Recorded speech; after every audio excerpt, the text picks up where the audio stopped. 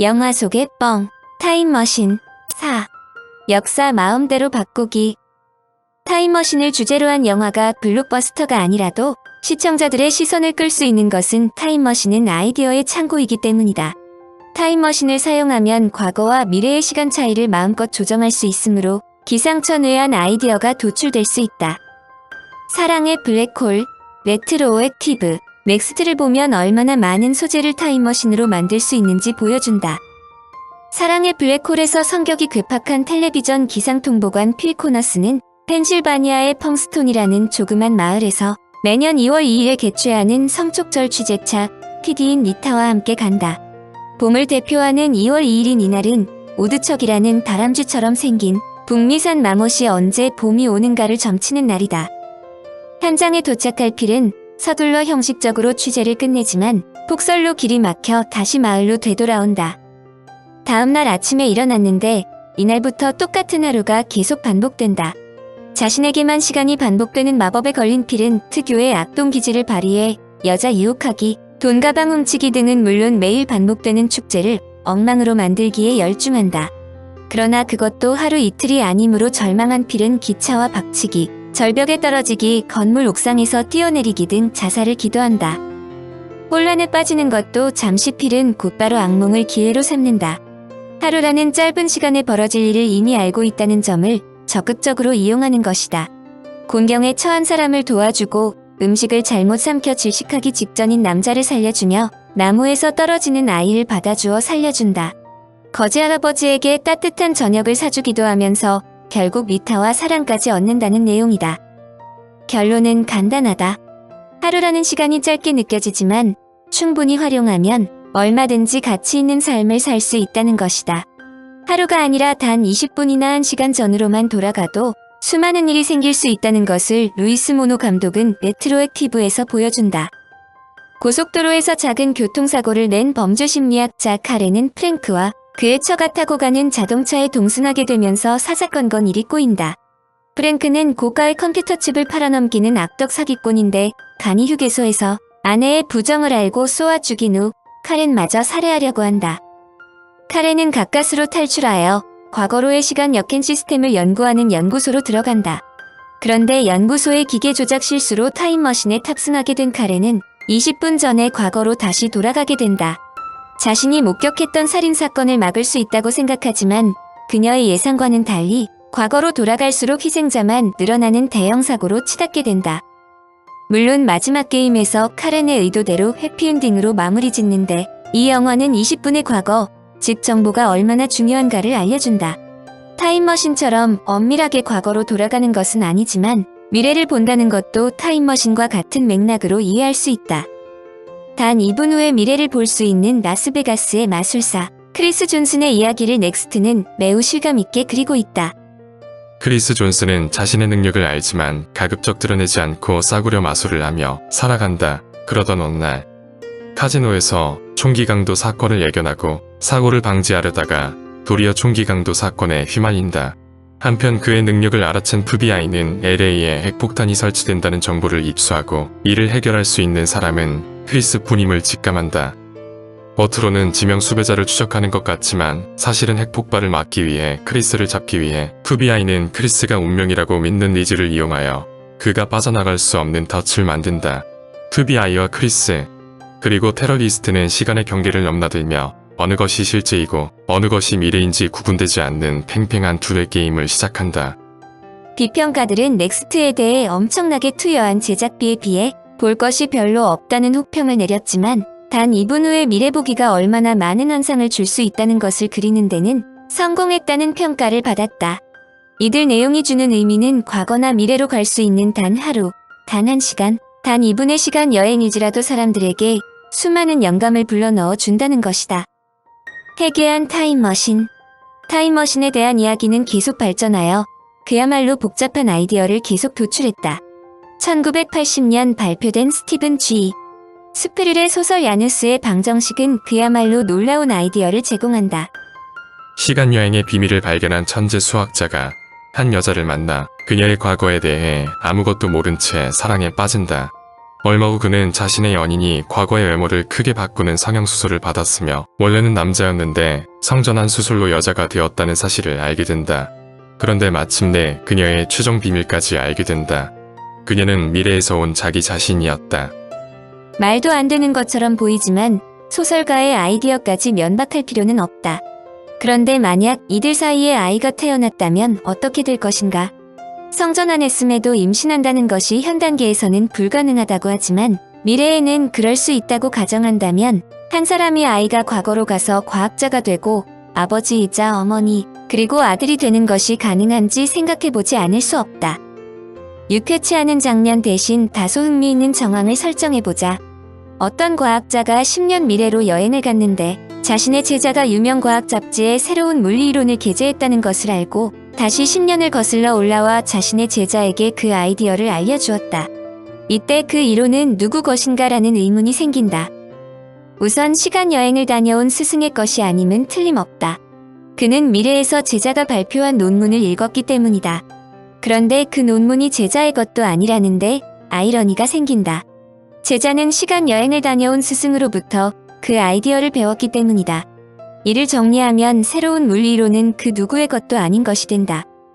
타임머신의 근원적인 문제점은 바로 타임머신의 역설이다. 타임머신이 개발되어 타임머신을 타고 과거로 올라간 사람에 의해 미래를 바꿀 수 있는 계기가 되었을 때는 매우 골머리 아픈 논쟁을 도출한다. 이런 논쟁은 근대에 갑자기 튀어나온 것이 아니다. 타임머신이라는 아이디어가 과거와 미래를 한껏 뛰어놀 수 있다는 개념으로 설명되자 1930년대 미국의 넷 샤크너가 매우 놀라운 타임머신의 문제점을 소설 선조의 목소리를 통해 지적했다.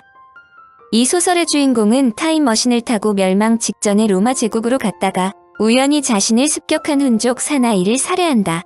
그로 말미암아 그 사나이의 후손인 게르만계 유택의 혈손들이 순식간에 사라진다. 그 중에는 히틀러를 포함한 나치당의 지도자들 상당수가 포함되어 있어서 정치적인 파장이 적지 않았다. 1930년대는 히틀러의 나치가 독일을 장악하고 있을 때이다. 바로 이런 문제점을 보다 극명하게 다룬 것이 로버트 저메키스 감독의 백 투 더 퓨처 시리즈이다. 이 시리즈는 매우 극적인 미래와 과거의 이야기를 주제로 삼았는데 선조의 목소리에서 많은 아이디어를 차용한 듯 보인다.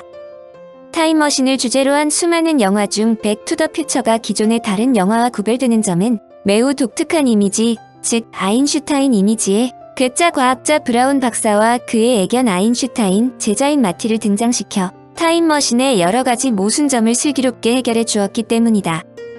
백 투 더 퓨처 시리즈의 한 편에서 주인공 마티는 타임머신을 만든 브라운 박사에 의해 30년 전, 즉 자신의 부모가 결혼하기 전에 과거로 간다. 그곳에서 마티는 자신의 존재를 위태롭게 만드는 사건에 연루된다. 마티는 자신의 어머니 로레인과 아버지 조지 맥플라이가 사랑에 빠져야 할 바로 그 상황에 우연히 끼어드는데 문제는 로레인이 훗날 자신의 아들이 될 마티에 반하면서부터 일이 꼬인다. 문제는 로레인이 동창생인 미래의 남편 즉 마티의 아버지인 맥플라이와 결혼하지 않으면 마티 자신이 태어날 수가 없다는 점이다. 타임머신이 실제로 가능하다고 한다면 다음과 같은 유명한 역설이 제기될 수 있다. 만약 당신이 태어나기 이전의 과거로 돌아가 어머니를 죽인다면 당신에게는 어떤 일이 생길까?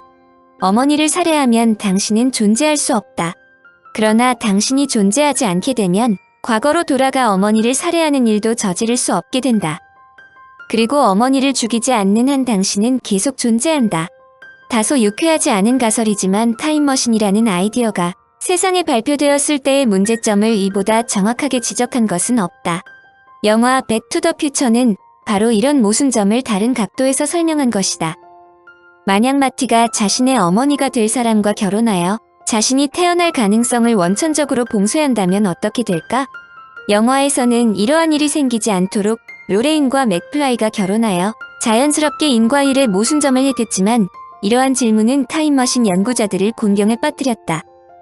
이 상황을 좀 더 쉽게 말한다면 존재한다면 존재할 수 없고 존재하지 않으려면 존재해야 한다는 것이다.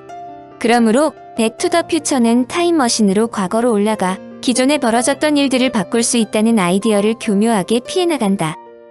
타임머신을 만든 브라운 박사는 과거로 돌아가더라도 역사를 바꾸어서는 안 된다고 강조한다. 사실 마티의 어머니인 로레인이 마티를 좋아하여 미래를 엉망으로 만들 위기에 처하지만 마티의 기지로 로레인이 조지 맥플라이와 맺어지는데 여기까지는 역사를 바꾸지 않으려는 노력이 돋보인다. 문제는 백 투 더 퓨처가 이런 잣대로만 구성된 것은 아니라는 점이다. 영화의 결말은 원래 브라운 박사가 과거에서 돌아오자마자 괴한들의 총격으로 살해되어야 하는데 타임머신을 타고 과거로 들어갔다가 함께 나온 브라운이 총격에 대비하여 방탄복을 착용하고 있었다. 즉 브라운 박사가 현세로 돌아간다면 곧바로 괴한들에게 살해된다는 것을 알고 방탄복을 입고 목숨을 건졌다는 것은 과거의 정보를 이용하여 역사를 바꾼 것이다. 마티가 브라운 박사에게 역사를 바꾸어서는 안 된다는 것을 위배한 것이 아니냐고 하자 브라운은 마티가 건네준 편지를 보고 대안을 세웠는데 그 문제는 자신이 사느냐 죽느냐의 문제라는 것이다. 사실 브라운 박사가 그런 대안도 없이 살해되었다면 백 투 더 퓨처 2편 3편은 출시될 수 없었을 것이다. 영화에서 브라운 박사의 생존이 중요하므로 브라운 박사가 방탄복을 입었다는데 당연한 것으로 생각하고 많은 시청자들이 큰 지적 없이 지나쳤을 것이다. 더욱이 마티와 부모를 괴롭힌 비프 테너는 마티가 돌아와 보니 그들 집에 있는 차를 닦아주는 신세로 변했다.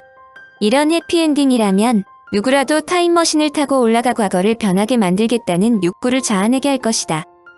엄밀하게 말하면 백 투 더 퓨처는 과거의 역사적인 사실을 바꾸면 안 된다고 강조하면서 바꿀 수도 있다는 이율배반적인 내용을 갖고 있다. 타임캅은 아예 과거로 돌아가 미래를 바꿀 수 있다는 생각을 주제로 한다. 잔 클로드 반담 주연의 타임캅은 타임머신 기술이 개발되자 과거로 돌아가 시간의 흐름을 훼손하는 행위를 감시하는 역사감시국이라는 특수경찰기구를 미국 정부가 만드는 것으로부터 이야기가 시작된다. 워싱턴의 경찰관 워커의 집에 괴한이 침입하여 워커의 아내 멜리사를 살해한다. 2004년 워싱턴에서 대규모의 역사 훼손이 이루어지고 있다는 신호를 포착한 역사감시국은 워커를 10년 전인 1994년으로 보낸다. 현장에서 워커가 발견한 것은 머지않은 장래에 엄청난 돈을 벌어들일 슈퍼칩 개발회사의 지분을 포기하려는 젊은 상원의원 매콤과 2004년으로부터 시간을 거슬러 온 매콤이다. 미래의 매콤은 자신의 과거 모습인 상원의원 매콤에게 선견지명이 없다고 호통치면서 동업자인 파커를 살해한다. 그는 슈퍼칩으로 돈을 벌어 미국 대통령이 된 후 시간여행 기술을 독점, 영구집권을 꾀한 것이다. 영화는 헐리우드 스타일답게 멜리사를 살해한 장본인이 매콤임을 알아차린 워커가 우여곡절 끝에 멜리사가 살해되기 몇 시간 전으로 돌아가 매콤 일당의 공격에 대비한다. 그런데 역사를 바꾸려는 생각에 대해 타임캅에서는 매콤에 의해 저질러진 멜리사의 살해 자체가 역사를 훼손한 것이므로 바로잡는 것은 인과율을 훼손하는 것이 아니라고 설명한다. 한마디로 타임머신이라는 개념 자체가 오류라는 말도 성립하지 않는데 여하튼 이쯤 되면 타임머신으로 제기되는 인과율 문제 등 오류를 지적하는 과학자들도 두 손을 들 수밖에 없다. 감독의 이 말 한마디가 인과율 정도는 큰 문제가 되지 않는다는 것을 단적으로 선언했기 때문이다. 이 점에 관한 한 감독처럼 위대한 사람은 없을 것이다. 그런데 타임머신의 개념을 좀 더 과거로의 시간 여행이 또 다른 논리적 역설을 제기함을 알 수 있다. 만일 시간 여행자가 과거를 극적으로 바꾸어 놓는다면 그 시간 여행자가 온 과거에서부터 어떻게 미래가 존재하는가이다. 앞에서 설명했지만 시간 여행자가 그의 할아버지를 죽였다면 그는 자식을 낳을 수 없고 미래 여행자 자신이 태어날 수 없다. 그렇다면 미래에서 과거로 와 어떻게 할아버지를 살인할 수 있는가이다. 이 문제는 너무나 많은 골머리 아픈 문제를 야기하므로 영화 대부분 엉렁뚱땅 설명하지 않고 넘어간다. 타임머신의 역설이 너무나 큰 반향을 일으키자 타임머신이란 아이디어를 도입하는 것은 과학 정보를 역행시킬 수 있으므로 대중매체에 등장시키는 것을 금지시켜야 한다는 비평조차 나올 정도다. 마치 과거 서양에서 성이란 단어를 공개적인 장소에서 이야기할 경우 제재받는 것과 마찬가지다. 한마디로 타임머신이란 아이디어를 만화와 같은 공상 분야가 아닌 얼토당토 아는 분야에 접목하여 사람들을 현혹시키지 말라는 뜻이다. 아인슈타인이 타임머신이 불가능하다고 말한 것을 볼 때 타임머신으로 인한 모순은 원천적으로 일어나지 않으므로 만화 이야기로 치부해 골머리 아프게 과학 이론을 접목해 문제점이 있느냐 없느냐조차 거론할 필요가 없다는 것이다. 이러한 내용이야말로 감독들은 물론 타임머신 매니아들을 가장 고민스럽게 만들었는데 터미네이터 2가 절묘한 대안을 내놓았다. 시간 여행자가 서로 다른 미래를 창조하면서 왔다 갔다 할 수 있는 무한히 많은 평행선을 달리는 우주가 있다는 것이다. 이 내용은 타임머신의 모순을 해결하기 위한 것이 아니라 우주 탄생에 대한 의문점에서 제기된 것이다. 이 이론에 의하면 타임머신에 대한 골머리 아픈 문제들을 일거에 날려버릴 수 있는데, 결론을 먼저 말한다면 타임머신이 어찌어찌하여 만들어진다면 타임머신의 역설이 존재하지 않는다는 것이다. 앞에서 설명된 모든 타임머신에 대한 부정적인 이미지가 희석될 수 있는 폭탄을 장착한 것인데, 다소 놀라운 이런 논리는 옥스퍼드 대학의 데이비드 도이치 박사가 제시했다.